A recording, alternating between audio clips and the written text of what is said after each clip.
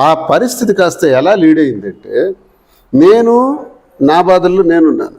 ఎక్కడ తిరుగుతున్నాను, ఎక్కడ ఉంటున్నాను, ఏం తింటున్నాను, ఎక్కడ పడుకుంటున్నానో నాకే తెలియదు. ఆ పరిస్థితిలో మాధురియే నాకు క్యారేజ్ పంపించడం, భోజనాలు అవసరమైన ఏటేటి అవసరం ఉంటే ఆమె చేసి పెట్టడం, అలా అలా ఎన్నికల దగ్గరికి వచ్చి నేను పోటీ చేయడం.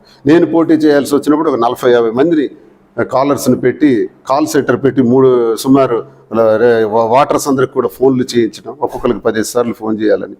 అలాగే తర్వాత మరొక 36 మందితో ఐపాక్ టీమ్ అని పెట్టి మెయింటైన్ చేయడం.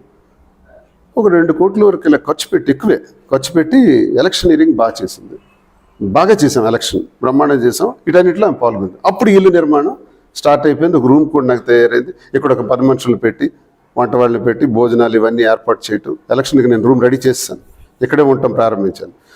పలాస నుంచి వచ్చేసి అప్పుడు భోజనాలు అన్నీ ఏర్పాటు చేయటం, రావటం, పోవటం, నేను క్యాంపులు వెళ్ళటం, ఆలయాలు తిరగటం. ఎవరెవరు ఉండేవారు సార్ ఇంట్లో?